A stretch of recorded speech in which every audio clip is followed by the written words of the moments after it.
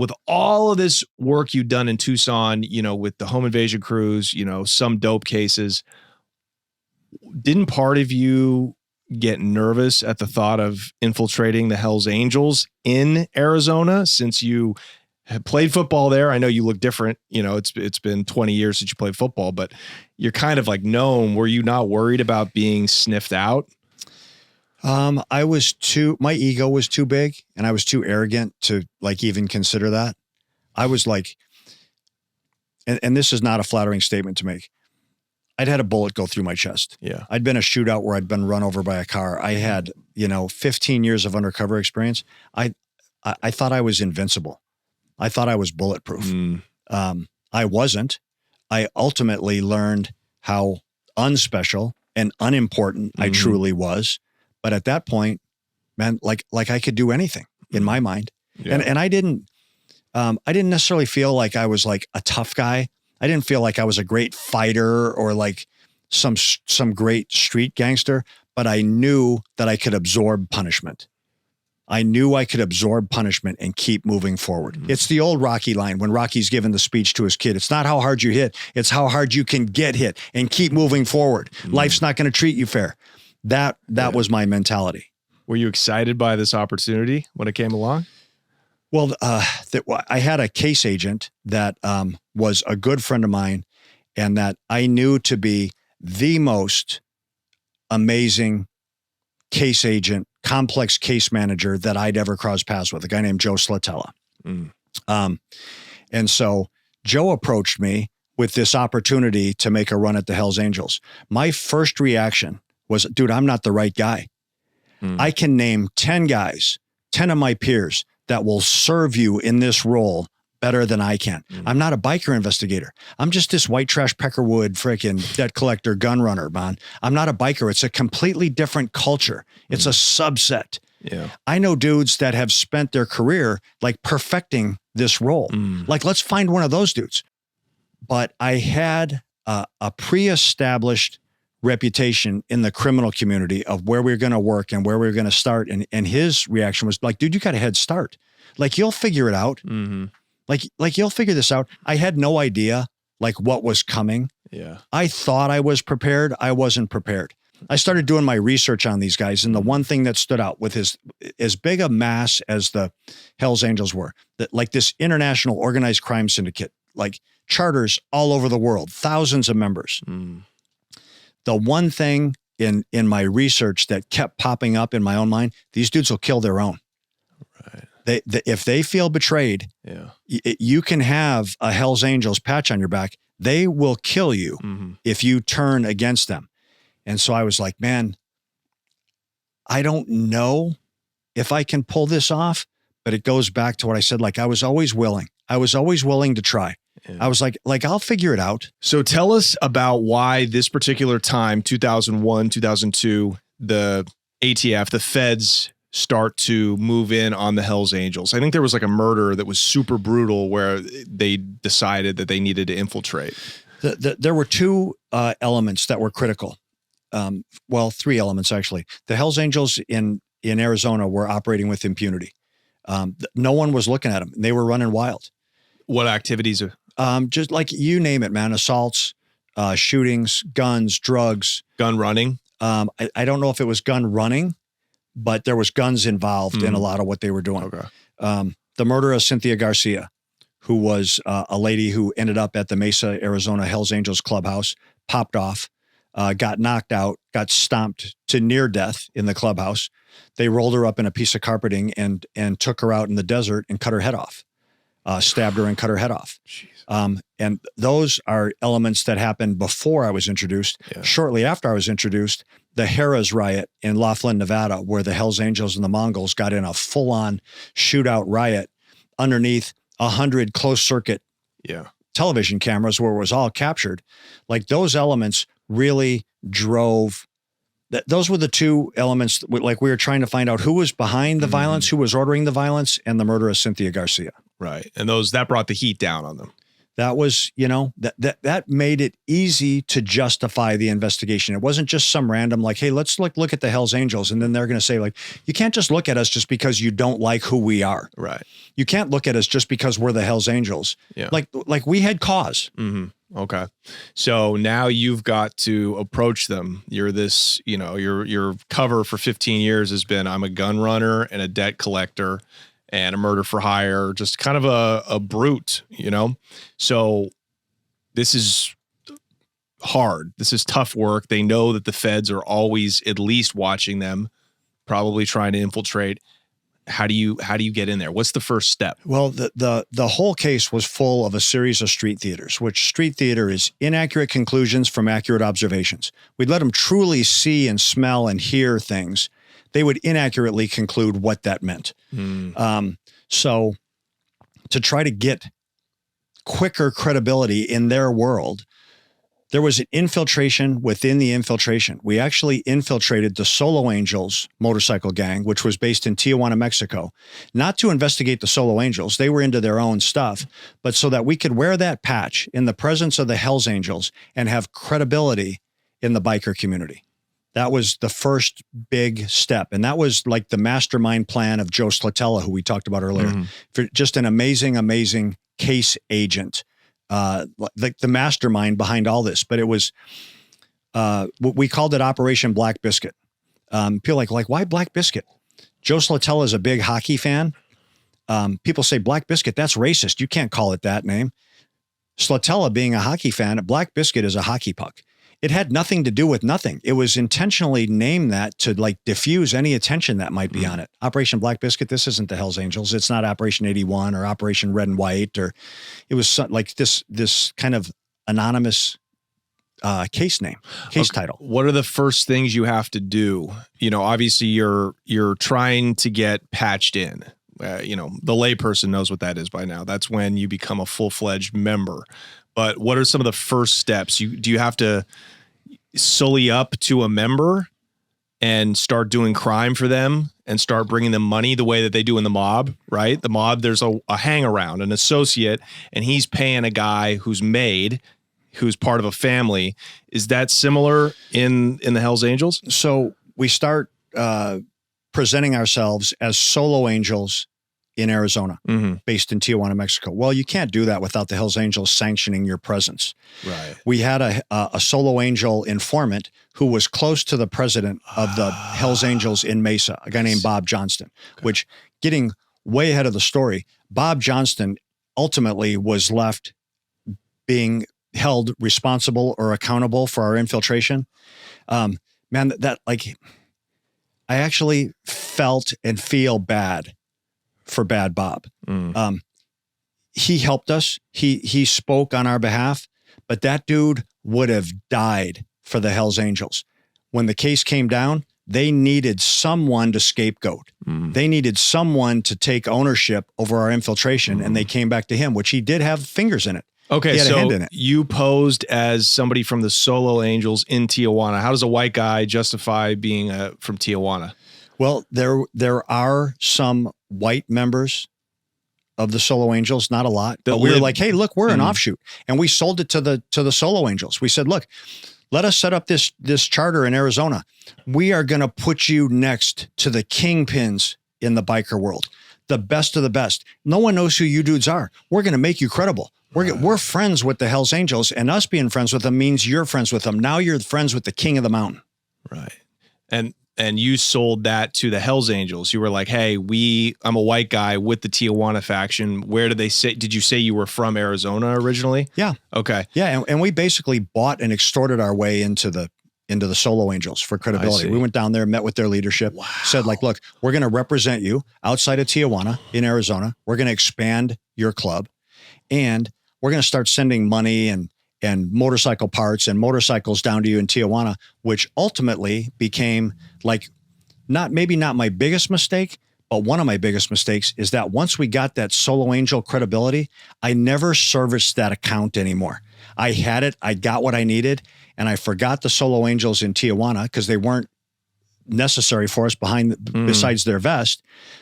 The Solo Angels leaked to the Hells Angels man, we think these dudes are counterfeit, man. They came down here and made a bunch of promises. They never come down here. They never come to our church. They never come to our parties. We never saw them after they got in. I think these dudes are running a game on you, which caused huge problems, which ultimately I got confronted on that at gunpoint, right? Over like, man, like, we're not sure we believe you. And I went through the chronology of events that led me to that point in that time and convinced the Hells Angels that I was a legitimate solo angel. And then at that point I was told, okay, I believe you, but you're going to drop that solo angel cut and you're going to be with us now. And if you don't drop the solo angel cut, if you don't become Hells Angels, I never want to see your face again. Okay. And so is there, it was designed, it was the case by Joe Slatella was designed to be a side-by-side investigation. Solo Angels next to the Hells Angels, where we had control as Solo Angels. We could be where we want, when we wanted, how we wanted. When we moved over to the Hells Angel side, now I was their step and fetch. I had to be where they told me to be, when they told me to be there, do what they told me to do. So it made things much more complex. It made things much more difficult. So did you have to, is a prospect, is that what are you a prospect? I started as a hang-around. Okay, so hang-around's an official term. It is. A hang-around is an official title, which is exactly what it says. You're hanging around. You're deciding and finding out if club life fits your lifestyle. And then the members of the Hells Angels are deciding, is this guy that we want around us? And so like you're constantly being mud checked. You're constantly trying to prove yourself. Ultimately, we were said, okay, you passed your hang around status. We're going to make you prospects. So what are some of the qualities that they look for in a prospect and eventually a fully patched in member? Well, like, can you show respect to your brothers? Do you follow orders? Are you on time? Are you reliable? I always had money in my pocket. Yeah. I had a great cover story. I'm a gun runner and a debt collector. So I paid tributes to various Hells Angels charters in Arizona for their sanctioning my gun running and my debt collecting. I'd take an envelope to a president of a Hells Angels charter and say, hey man, this is just thanks for letting us operate underneath your umbrella. I just ditched a load in Mexico. It made sense. Okay. You know, like, so they like somebody who earns as well, an earner. It was, my objective was never to embarrass or humiliate the Hells Angels. My objective was never even really to make sure people went to prison or got long prison sentences. My job was to get inside, get as close and as deep as I could, and then deliver out intelligence and evidence to a case agent, a handler, ultimately a jury and a judge. And somebody else decides guilt and innocence. My job was just an acquirer of information. Do you think how much of the Hells Angels is illegal versus legal? You know, that's so hard to say. You know, their pitch is that they're not a criminal organization. There's criminals within the organization. I don't disagree with that. I don't dispute that. I think that on the big picture from 30,000 feet is accurate, because I met Hells Angels who weren't involved in crime, who weren't doing things illegal. They were wearing the patch. They were part of the organization, but they weren't running guns or selling drugs or committing or extortions or beatings or arsons or whatever it is that you're investigating. But when I crossed paths with those guys, they became very uninteresting to me. There was plenty of crime going on out there. I didn't need to invent crime. I was looking for who had their fingerprints on the crime. So why be in the Hells Angels if you're not committing crime? The power and the influence of that organization is worldwide. You can take someone who's, take some guy who's a nobody and he walks into a tavern and no one pays attention to him. No one turns their head. No girls want to talk to him. Now you walk in, that same person that's walking in with a Hells Angels cut on his back, everybody's looking. You're a rock star. Girls want to hang on your shoulder. People are giving you free drinks. People are giving you drugs. The influence of that association, of that membership in that world is, man, it's as good as it gets. It's like being on the Yankees. And that's why there's so much hatred for the Hells Angels and so much competition for them. They are the heavyweight champ. Mm-hmm. If you want to win the heavyweight championship, you got to knock out the champ if you want to wear the belt. Mm-hmm. That's why everybody's fighting with them. Everybody wants to wear that belt. They're the king of the mountain. Can you explain how the beef between the Mongols and the Hells Angels, which is quite famous, like how that started and what that was over? You know, it would be counterfeit for me to pretend to be a Hells Angels historian, but my experience and my explanations are that the Mongols started wearing California bottom rockers. The Hells Angels said, we own California and you cannot wear that bottom rocker without our permission. And that's, you know, the Mongols were like, you know what, like we don't take orders from you and we don't take instructions from you. We're going to format our vests the way we want to. And then now you've got this 50+ year bloodbath over which essentially started on the formatting of a vest. Right. Bottom rockers are the piece of the patch that goes along the bottom of the vest. The back of the bottom, vest. The bottom rocker typically designates like where you're from, like what state you're from, typically. And then your state is your bottom rocker, and then you'll have like flash on your tab that will identify your charter. So, you know, there's a dozen charters in California, so they'll have California bottom rockers with San Fernando Valley or San Diego or Vallejo or Ventura or. So in the Hells Angels, you have a group of people. Are people networking like about crime the way that like mob guys that used to hang out in bars in Brooklyn and the Bronx were constantly saying, hey, I got stolen furs. I got some dope my buddy's trying to unload. We've got a hijacking here. At like Hells Angels clubs, is that what they're talking about? Given the fact that some people aren't involved, like how does that, is there conflict there? Do guys that are straight, that have real jobs, but just are come here to ride and hang out on the weekends, do they form their own cliques? And then the guys who are doing dirt kind of form their own cliques? I think there's at times overlap from the charters, but the charters operate, from my experience, independently, and then independence even within that charter. Yeah. So you can have people within a charter who are keeping their nose clean and going to work every day and enjoying all those privileges that come with being a Hells Angel. Within the same charter, you got people that are doing dirt. Yeah, I understand that. I'm saying, like, does it get weird? Like, if you're like, hey man, I got a bunch of guns to unload, and I'm like, dude, I'm an insurance agent. Like, does that get weird? Well, I'll tell you this: I didn't find the Hells Angels to be any different in that aspect as any other element of society. Hells Angels, gangs, ATF agents, cops, doctors, lawyers.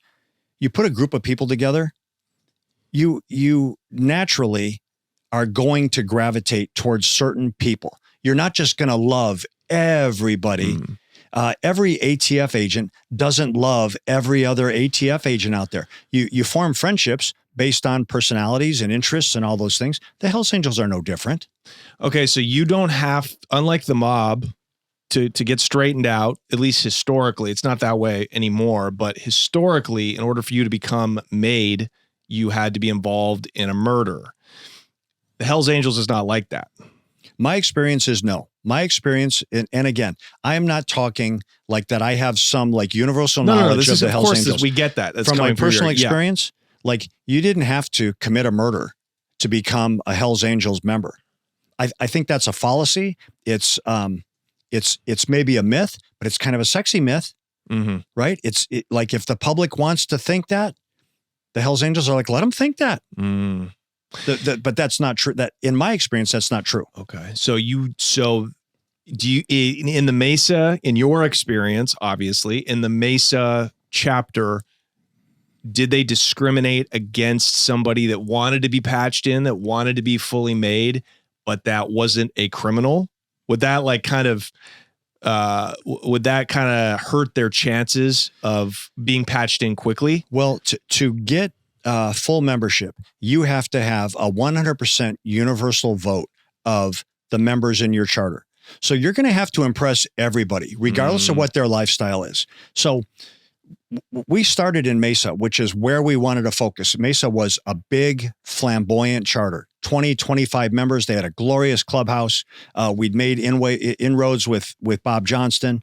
And there was a lot of crime going on there. Cal Schaefer was one of the shooters in Laughlin at Harrah's. The two cats that murdered Cynthia Garcia, Paul Eichheit and Kevin Augustiniak, were Mesa members. We wanted to focus our attention there because we knew there was dirt there. Got it. When I got confronted with saying, like, you're going to drop the Solo Angel patch and you're going to like start being Hell's Angels now, we were sent to Skull Valley charter, which is outside of Phoenix, outside of Prescott, Arizona, because Skull Valley was light on membership. I see. So, and like, I didn't get to make the call on that. I wanted to stay in Mesa, right? Because I knew that there was a lot going on there. Right. Then I go out to Skull Valley, and Skull Valley was a pretty clean charter. So it's kind of charter to charter. The answer is it's just kind of luck. Wherever you end up, hey, this place is clean, so you could probably get in if you're not a criminal. The Hells Angels, when they assigned us to Skull Valley, made a business decision. Yeah. They needed members. They needed to pump up the membership in Skull Valley. And I was like, man, this is going to make things 1,000,000 times harder. Right. Because you're trying to get the Mesa guys. You're trying to infiltrate them, not Skull Valley. I just wanted to be in a bigger charter with more members. We go out to Skull Valley and there's, 4 members. And they were pretty clean. They were content to be Hell's Angels. They owned their territory, and they ruled it with an iron fist. But how can you rule with an iron fist and be clean? Because that patch is so universally intimidating. Right. It doesn't matter. You don't have to be beating the crap out of people. When you walk in with a Hell's Angels patch, people are going to toe the line. And because they know, hey, look, you know what? Maybe I don't have a problem with you, but if I do, who knows who's coming to help you? Right. And they're going to bring some pipe hitters here, and my problem is going to get much bigger. So like, let me just stay cool with you. Okay. So you're hanging around. What is some of what's most of the time spent with the Hells Angels hanging around look like? You just partying? Partying, socializing. I was a step and fetch. I had extreme examples, and mundane examples. If one of the members has a hangarounds at 2:00 in the morning, your phone rings and says, hey man, bring me a chocolate milkshake. Gotta go get a chocolate milkshake. Right. If you're at a party and someone says, hey, set up this table and sell t-shirts or sell stickers or sell baseball caps. You're like, what the heck am I doing? This like, what is this proving? How am I advancing the case? I also got the call that said, hey, get all your hardware and come to Skull Valley. Show up at Skull Valley. Hey, there's bandidos that are showing up in Las Vegas. They don't have our permission to be there, and we're going to go kill them. Okay, so hang on, though. You're taking orders, right? It's like being part of a fraternity, right? You're the low man on the totem pole. You do as the bosses say. But say I'm not a hitter. Say I'm not a criminal, but I want to be. See, do you see what I'm trying to get here? But that's part of the hang around and prospecting process. They're vetting you. They vet who's who, right? And you've already come across as a gun runner, as a criminal, so they're treating you as I bought and sold such. Guns in their presence. I'd done debt collections in their presence.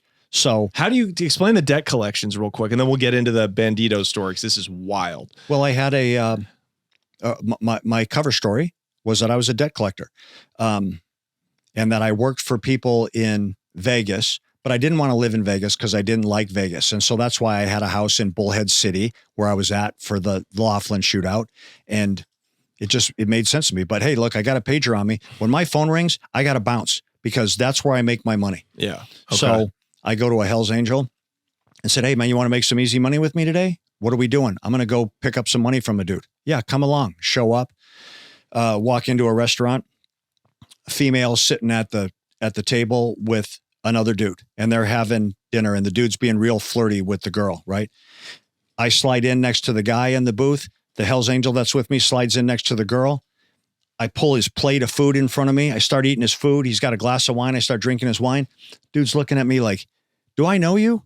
And I'm like, you're about to, dude. You know what? Because you owe some money, and I'm here to get it right. And he's like, shrugs and rolls his eyes. And like, man, I knew this was coming. Give me your wallet. Give me your rings. Take his wallet, take his credit card, take his money. Leave, take his car keys, get outside or get ready to leave. And the girl slides out of the bar, and I put my arm around her, who was my partner, a girl named Jenna McGuire, who was an ATF agent. I said, dude, you got scammed, man. You got set up. You need to be better at what you're doing because you're not as good as I am at what I do. What they didn't know is the victim of the debt collection was another ATF agent. He knew what the play was. He knew the skit was. It was all designed to put on a debt collection in front of this Hell's Angel, who then went out and told people, man, I was with Bird. I saw him, man. Took the dude's dang car keys, man. We drove off with a Porsche. Yeah. Like, seeing and hearing and tasting and smelling it is way better than any story I could ever tell you. Sure. Holy, that's why, you guys, it's just theater. You guys are just playing these games. We had a script. Everybody knew what the role was. Wow. Jenna grabs a steak knife, and I tell the Hell's Angel, get that shank out of her hand. Do your job. And I'm like talking to a Hell's Angel like that, and he grabs it from her. I'm like, you better settle the down, bitch. Right? Then we leave. And I'm like, dude, man, we ran such a freaking hustle on you. Well, we're running the big picture hustle on the Hell's Angel. The guy that's playing the victim is just this defeated, broken, sulking freaking dude. Like, man. And what were you supposed to be collecting the money for, and for who? Just it wasn't even important. Yeah. It was just an old debt. When he came up, I said, dude, today's your lucky day because normally I introduce myself by putting a tire iron on the back of your head. But how are you ever going to make this debt right from the hospital? I need to keep you on 2 feet. But in a week, I'm going to come back and get the rest of this and the VIG. And if you don't have it, freaking, it's going to be a bad day, dude. Wow. So like, get your shit together and get me my money. Yeah, you really sold it to me right there. Get that shank out of her hand. Well, and it was all scripted, man. It was all scripted. Get out in the parking lot, pay the Hell's Angel out. That's how easy it is to make money with me. Yeah. All you got to do is ride along. And I'm a nobody, man. Yeah. I'm a zero. And I'm with a full patched Hell's Angel running this scam. Wow. Well, man, I just went up a notch because he can't keep his mouth shut. He's going to tell everybody what he saw, what he did. I got people coming to me now. I got Hell's Angels saying, hey, dude, next time you need a hand, call me. Wow. Like, I'm down for this. Okay. So they see this, and when now there's funk, there's this Bandidos is moving in on their territory. And so they hit you up and they say, grab your guns, the hardware, we're riding out. So explain that. How does another biker group roll in on another gang's territory? And, explain the whole like bike riding, the motorcades of a bunch of bikers coming through. What is that about? That was I was never a great motorcycle rider. I never portrayed myself to be, but that was one of the big challenges is that like, you better keep up. Yeah. And so, the way those cats ride is 100 miles an hour, 18 inches apart, 2x2. And there could be 10, 20, 40 dudes. Right. And one mistake in that conga line is going to freaking wipe out everybody. And I've been in some of those where there's a tangle starts and it's just bam after bam after bam after bam. Right. And dudes dodging and freaking trying to go around it. Right. So I got to the point when I was pretty confident with the infiltration. I was telling Joe Slatella, man, these dudes ain't going to hurt me. They're not going to shoot me. The danger of me getting hurt is I'm going to freaking run this motorcycle into a telephone pole. That's the danger. Or a Mongol's going to roll a hand grenade up at my feet and I'm going to get blown up. I'm cool with the Hell's Angels. Yeah. So explain the Bandidos beef, please. So this is one of the wildest different stories. Gangs can control different territories, right? So they will give passes. If another rival gang like goes through the proper protocols and says, hey, we need to pass through your territory, that they can get that sanctioned, like a free pass to pass through. Not always, but it is part of the protocols. So the word was, hey, there's some Bandidos in Vegas. We own Nevada, and they don't have a hall pass. So like we need to teach them a lesson. So we're on the way to Las Vegas from Skull Valley, from Prescott. I get a hold of Joe Slatella, and I'm like, dude, it's about to be a bad day, man. You need to freaking step in here and rescue us because when these dudes, the Hell's Angels told me, when the Bandidos show up, if you don't shoot them before they get their kickstands down, we're going to shoot you.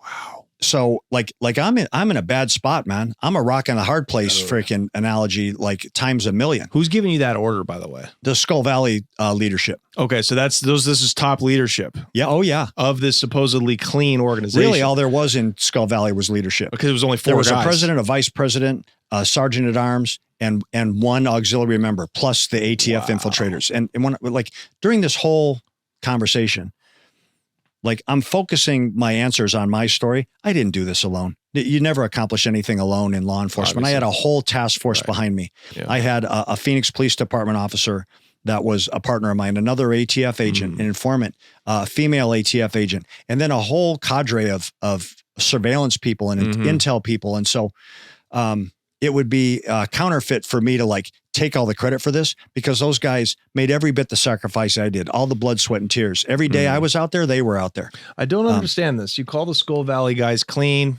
and then they ordered you to go kill some people. But anyways, we just got to let... Clean as you in... know, my thing, I can't, like... I have to get to the... I always need, like, a definitive answer on things when it comes to the underworld and crime. And just sometimes you got to accept that you're not going to get But I can answer that for you. There was a member in Skull Valley, George Walters, named Joby, straight pipe hitter. Like, not a physically imposing dude, but nuts. For the 2 years I spent with them, short of 2 years, that dude constantly was reminding me, it's your job to kill girls. And girls was his code name for the Mongols. We say the Mongols, like, don't let that name cross your lips. They're the girls. It's our job to kill girls. Well, how so? I don't know how so. I'm not going to tell you how to do it. It's just your job to do it. You see a Mongol, it's your job to kill him and get away. And if you don't get away, do your time and come back out. We'll be holding the place for you. So that was like that dude's mentality. So when he says, hey, bring your hardware to Skull Valley, we're going to frickin' blast these frickin' bandidos. Yeah. There was no doubt in my mind we were going to blast bandidos. So I get a hold of Slatella and said, dude, this thing's getting ready to break bad. And this thing, I'm going to be put in a bad spot real quick if you don't do something. Slatella finds, with some Las Vegas Metro Police Department units, some marked units, uniform officers, finds this conga of bandidos, traffic stops them, holds them. So me and these other cats show up to the conflict point, but the enemy never shows. The victims never show. Right. But in the eyes of the Hells Angels, I was there. I was ready to take care of business. Yeah. Like, I was down for the cause. Right. So, like, I walked away from that like a hero. Right. Like, hey, man, freaking young buck was ready to go to war for us, man. Damn. And that's in the middle of Las Vegas. Like, those guys are ready to shoot people on camera. Dude, the thing is that if they're a clean organization with criminals within it, all those dudes, if you're wearing that freaking vest, you better be down for the get down. And you don't get to call time out and say, like, hey, you know what, man, this really isn't my thing. I've got a nice job. I've got a family. My kids are in school. When that call comes, which is why I think defeats that big picture, like, claim, is that you don't get to call the ball on that and step out when it's not comfortable. Right. You're in. You are all in. That Hells Angels name, that death head center patch, that is the most important thing in their life. It's more important than their house, their wife, their kids, their money, their motorcycles, their cars, their dogs. It's their religion. They live by that and they die by it.